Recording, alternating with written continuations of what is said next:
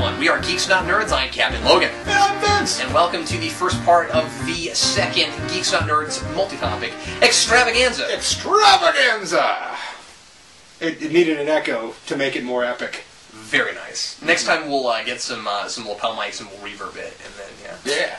Well, anyway, we're going to answer your questions for the next half an hour. We're going to answer some questions that were asked for the previous multi-topic extravaganza, as well as some other random gening questions that we haven't gotten to yet. And then at the tail end of this series, we'll probably do 3 or 4 of these again. So over the next few weeks, we'll be doing these. And then toward the tail end of this, you'll start seeing some of the ones that you guys asked recently. And we may throw a couple of those in here or there, too, just to kind of jazz it up a little bit. Okay, 30 minutes on the clock. We're going to go for a full half hour. Knock out as much as we can. 30 minutes is on the clock. Here comes the first question, Vince.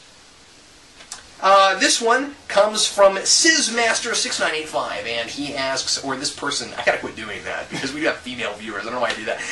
What do you guys think of multiple pantheons of gods existing in the same universe, such as the Olympian and Norse gods? That's interesting. I'm okay with that. I mean, it really depends. I mean, there's an idea like the Norse and Greek gods are all like aliens and things like that. And then there's ideas that you can have varying mystic worlds that exist, next to each other. And even if you look at the Norse gods, there's different dimensions. I mean, so why not? Why not have the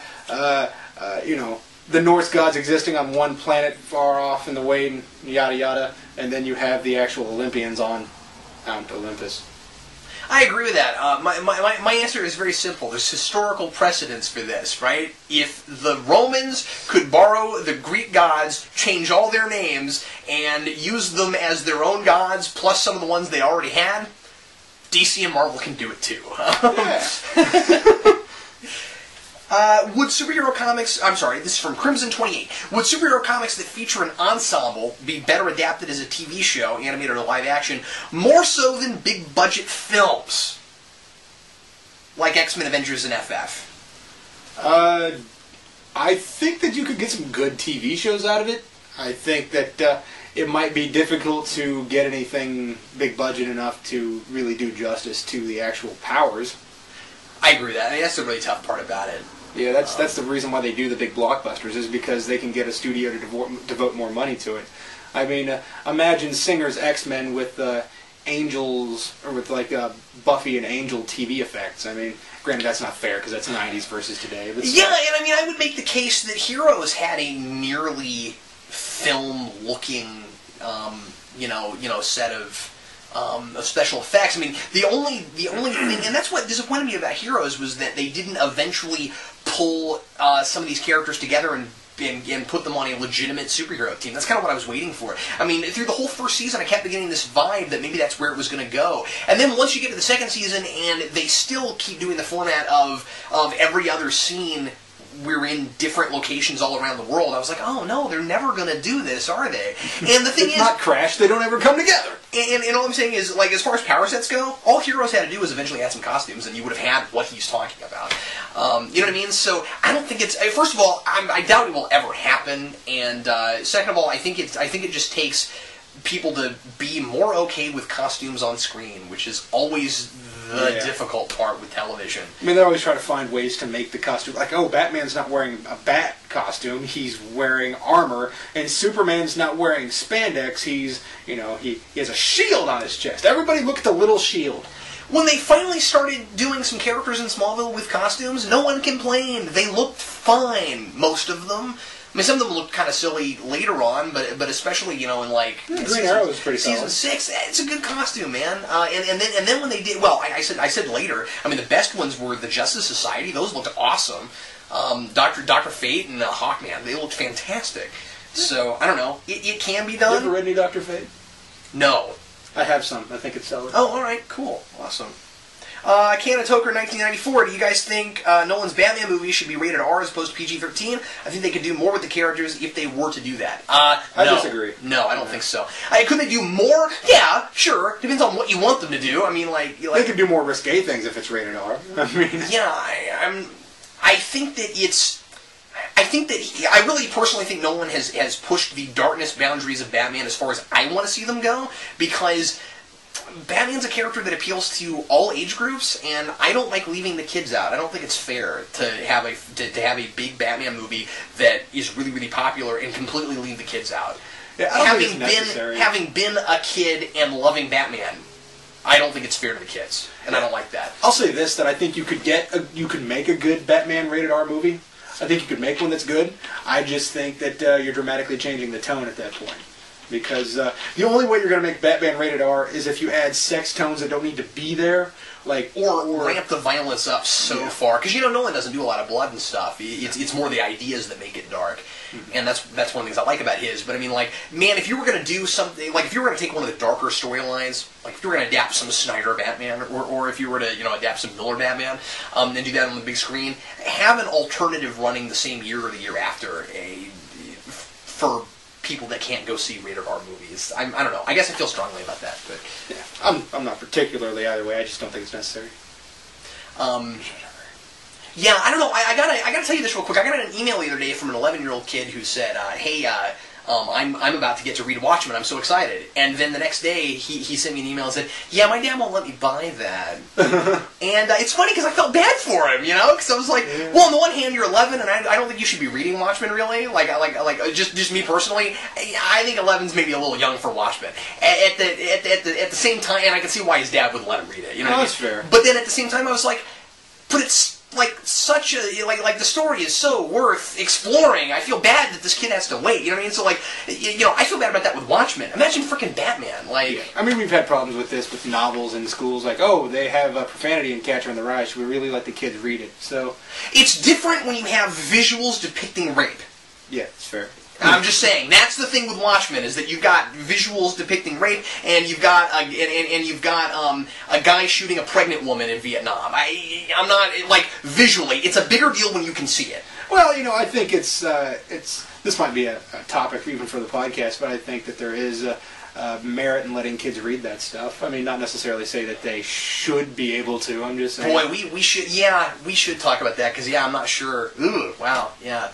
Again, I think in a book where you can use your own imagination, I don't know, maybe that makes it even worse. I mean, it's within a context. That's the reason I say that is, like, if they were to just see a man shoot a pregnant woman, that would be awful. But if they see a man who's a morally repugnant character, then they know that guy's evil and what he's doing is evil, as opposed to just having the intuition to know it.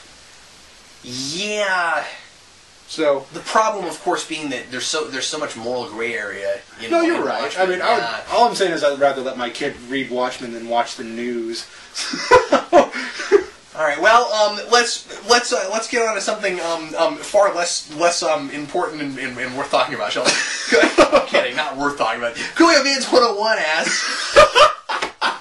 Thanks, no, Coolio, you're worth talking about. Does every Sonic game nowadays have to have a gimmick? Well, it seems like it, doesn't it? Yeah. Does it? No. Does it? No. Yes. Are they doing that? Yes.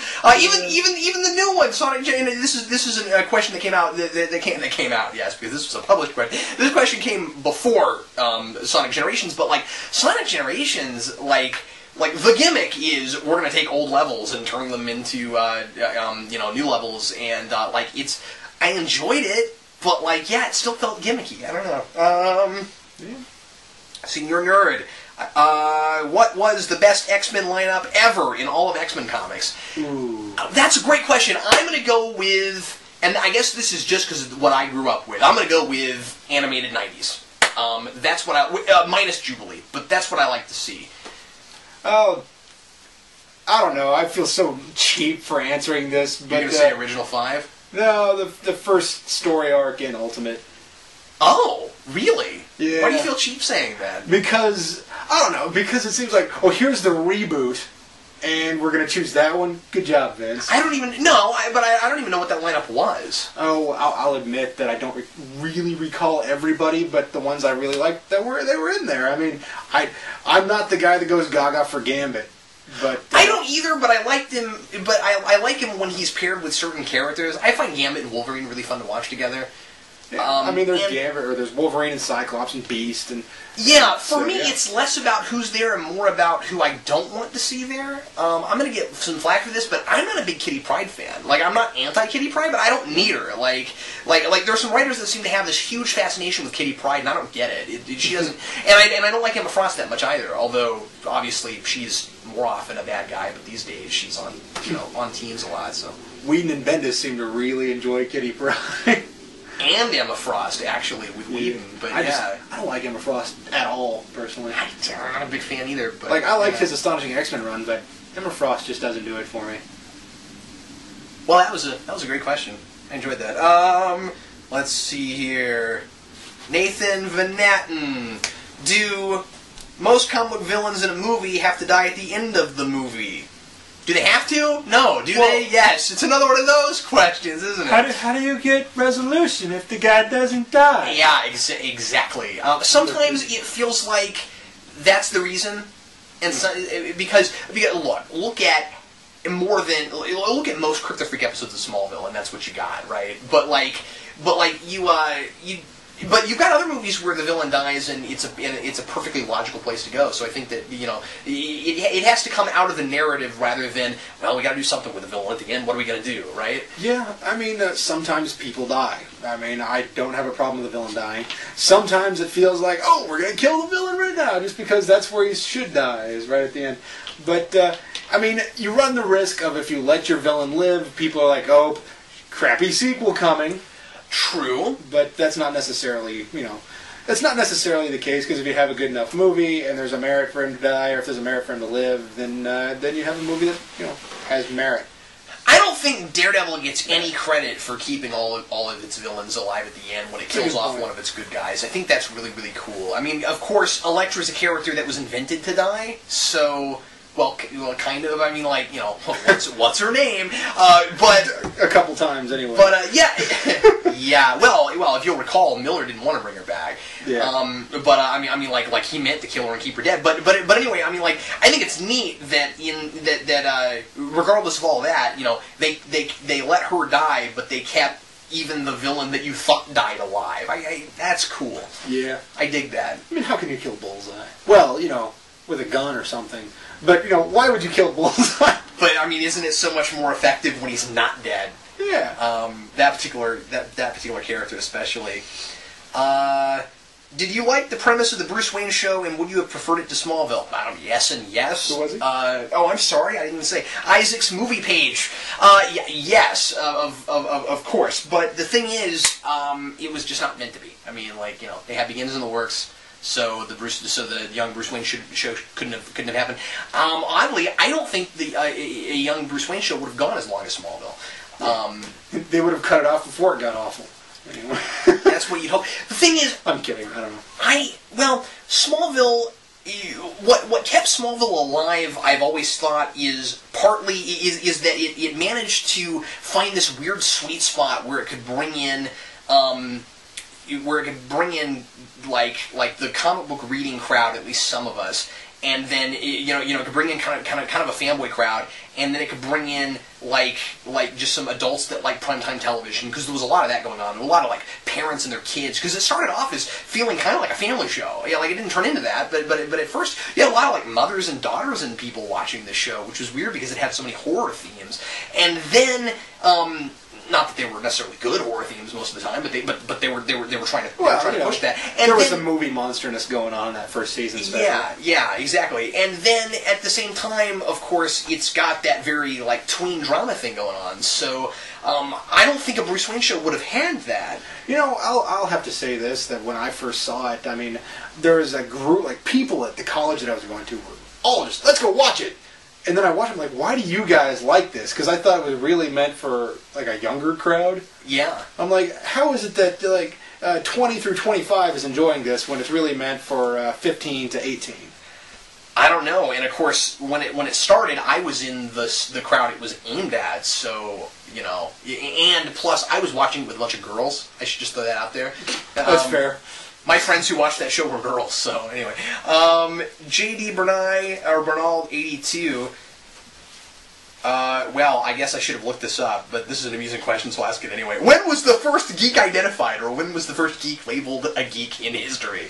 Back in the day of yore, there was geek, and it was good. We should find that out, Vince. Well, it was picked on, anyway. It was picked on. I think spot here. Find the first brainy guy that was labeled a social outcast for having been so, and hey, go back to the Bible, look at the Good Samaritan. There you go, problem solved. From I don't know what I'm talking about. This is cool. From the Real Plaid Rabbit, who is my stepdad, is Captain. No, he is. No, it's funny to me that he's sending one for this, but he could just ask you. Well, actually, hey, he said this a long time ago, and I think I just put this in here. I mean, he said it just as a regular question, but I was like, we're not going to do a whole episode on this, so I put it in here, and you're gonna know why when I tell you it. Oh, okay. Is Captain Jack Sparrow a superhero? No. I mean, it's debatable that he's even a hero. Yeah, he's a bit of an anti-hero. And he doesn't really have superpowers. He's more just a selfish guy that does what he wants to do, and every so often he has a bit of nobility in him. He's like, oh, maybe I shouldn't do that. He's kind of your classic anti-hero, really. Yeah. You know, he's really a rogue. I mean, the bad boy who has a good streak, and so we root for him because he does the right thing at the end, the very end. Yeah, that's his moment of change comes in every movie, and then it changes back to what it was at the beginning of the next one. Well, yeah. Sorry, I'm skipping some stuff we've actually done already.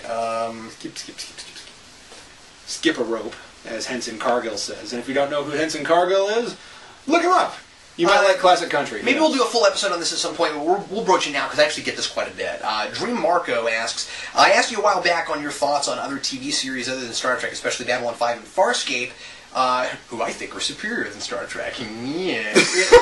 It might be interesting to hear your thoughts on something like this, maybe how you see sci-fi or how you grew to like sci-fi. Well, let's just throw out some favorite sci-fi properties real quick. For me, it's obviously Trek, and then after Trek, it's like I really like Stargate Atlantis quite a bit, believe it or not. Really? Atlantis over Stargate? Yeah, actually, I really dug it. Some of it had to do with casting choices, though. Bob Picardo's in that show, and I really like Bob Picardo, but in the last couple seasons. But anyway, I mean, I like SG-1 a lot too. I just never finished it. I never watched all of it. I mean, I've seen like a couple seasons, but not the rest of it. Usually things in space don't intrigue me, so when I watch things that are sci-fi... Vince just is not a space guy. Yeah, like when I watch things that are sci-fi, it never occurs to me that they're sci-fi. I just watch them because they're good. So, like tomorrow or the next day, I'm going to be like, oh, but right now I can't think of any. Yeah, I mean, I'm a sci-fi guy. I grew up with it. It's what I do. Vince somewhat has what I have with fantasy, except not to as big of a degree as I have with fantasy. But like Firefly, I love. See, I like Firefly. I mean, Firefly's solid. Doctor Who we both like a lot. We haven't talked about it much yet. But, you see, there's so much in there that's not science-based that I just forget. Like, I just assume it's a fantasy show. You know what I mean? I suppose. I mean, that's why it doesn't occur to me. Doctor Who's great, yes. It's very classic sci-fi. I mean, it goes all the way back to the 60s. Yeah. Late 50s, I think. But anyway, there's more stuff we could say, but we should probably move on. That's something else that we have to do in a whole video. I need to make that happen.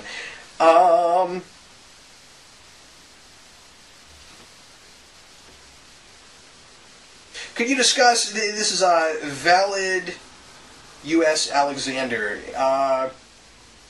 could you discuss why video game movies are almost always bad? Did we do that in a podcast? Did we? No, we did not. No, Why movie video games are almost always bad.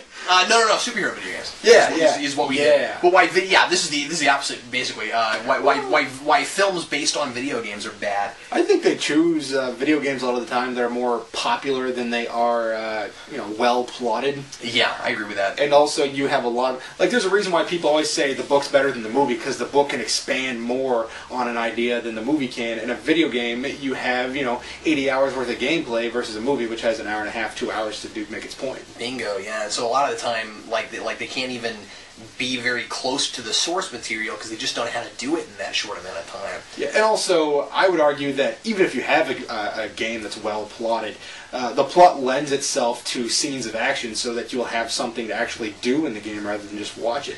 So when you have that portrayed on the movie, you have this very action scene, cut scene, action scene, cut scene, action scene, cut scene. It seems like the games that are most story driven are the harder ones to make, and then I think that a lot of the time the ones that could be formatted where it's just we have this concept, but there hasn't been a lot of story yet to tell, so it seems like it would make a good movie. They just don't get the right writers on it. I mean, I still think the great Mario movie could be made. I don't see why not, but I think it needs to be animated or computer animated. I don't see doing that in live action. Yeah. I guess you could, but I also think there's an element that you are going to sympathize with the character more when you're playing him than when you're watching on screen, because inherently by playing the character, you are putting yourself in their shoes and you're doing the things that they're doing. It doesn't necessarily mean that you have any real emotional connection to them based on who they are. You have the emotional connection based on you are them.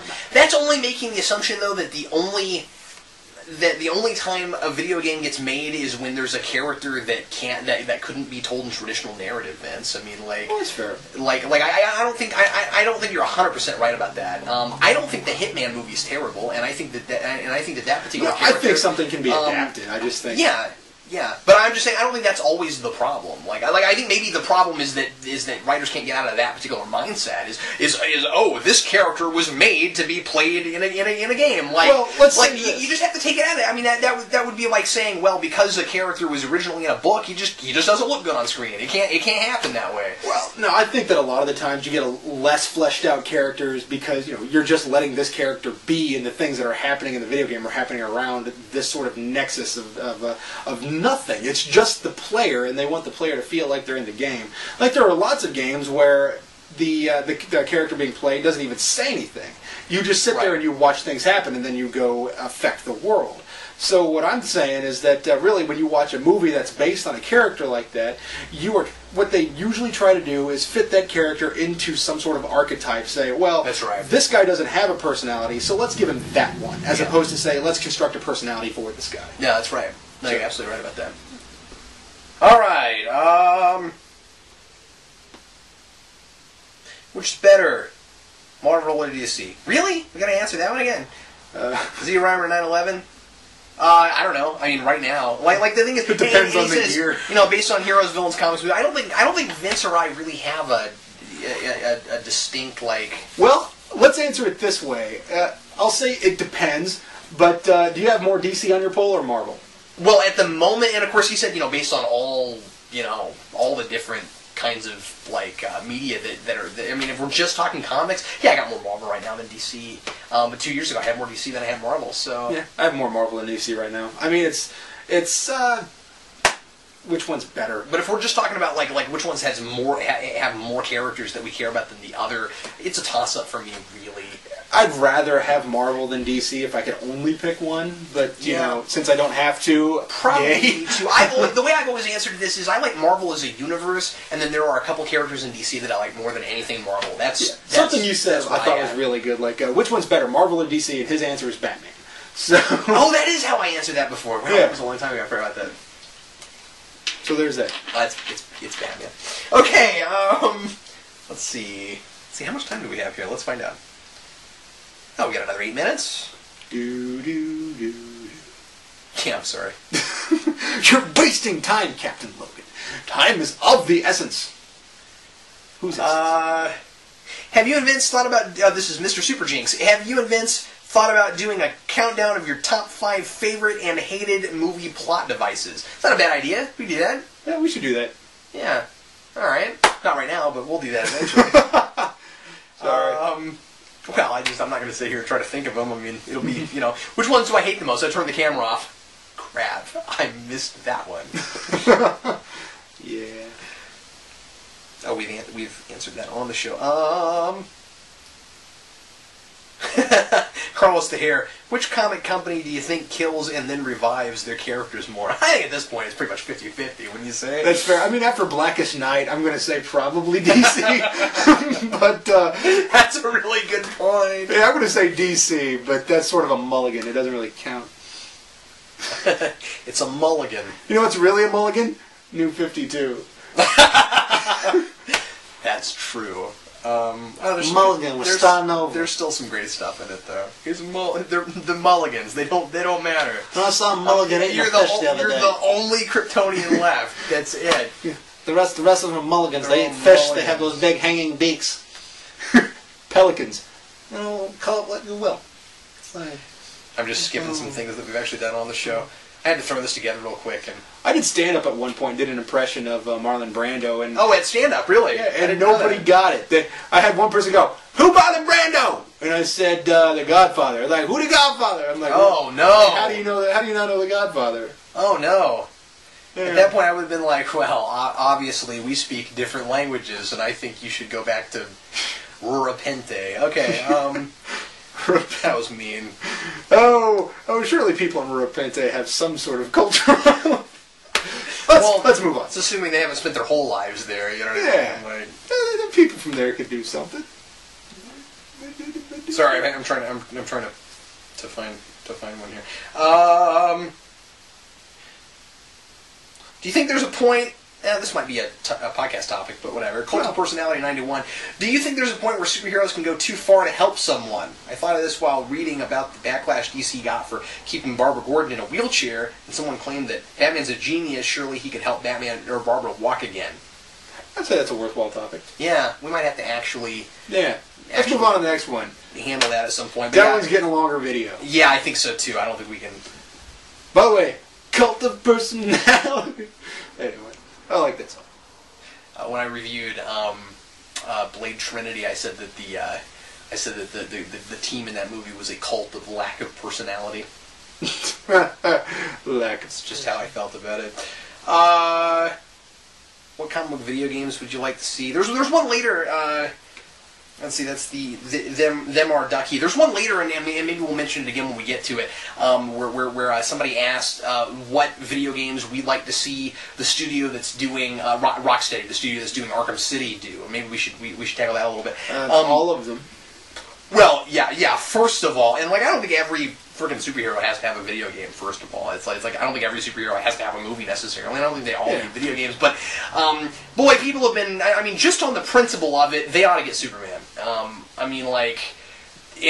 it's not because that style would work with Superman. It's because they invented the style that worked for Batman.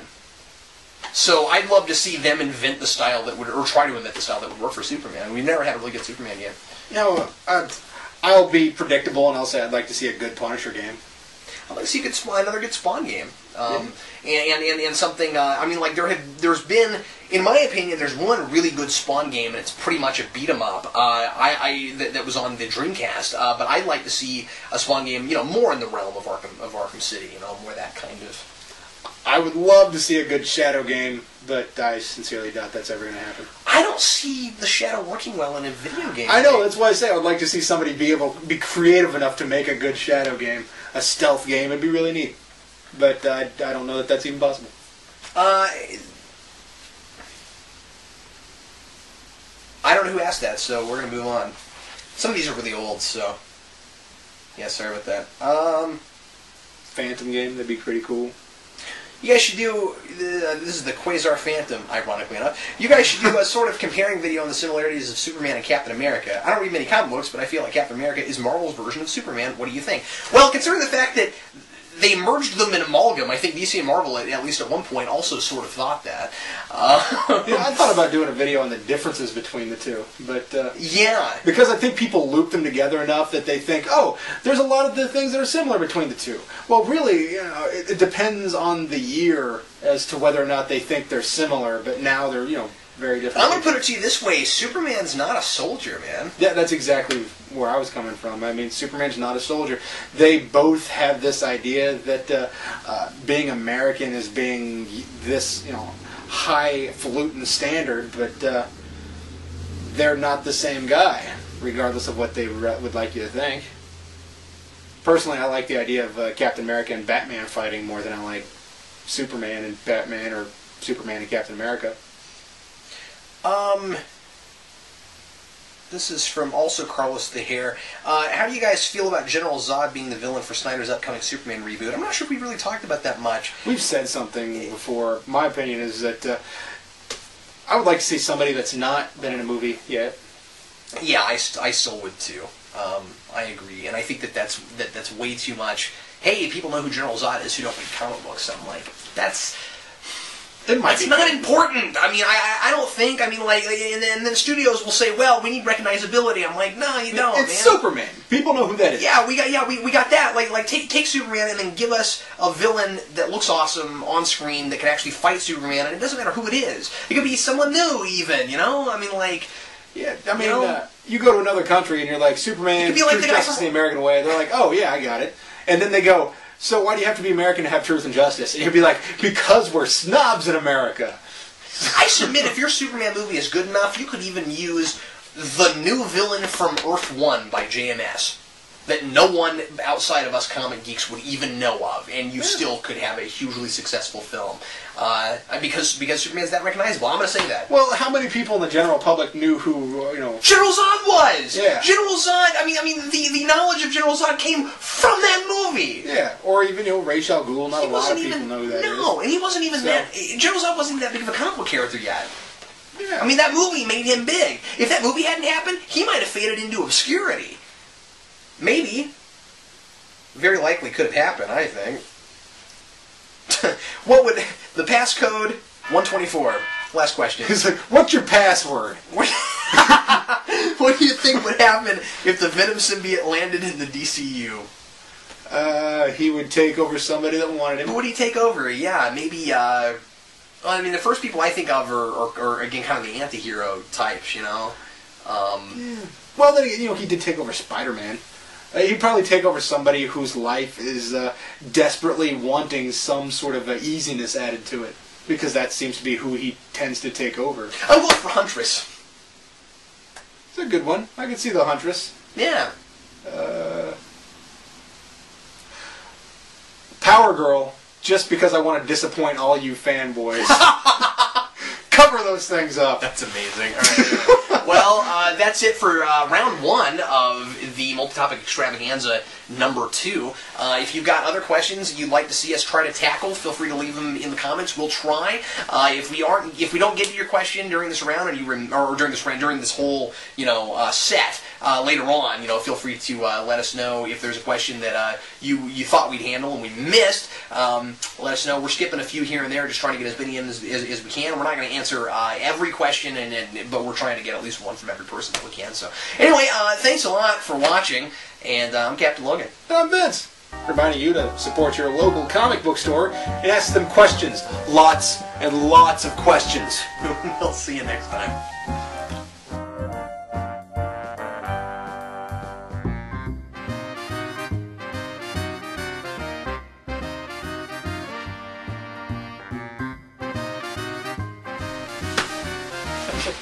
That was great.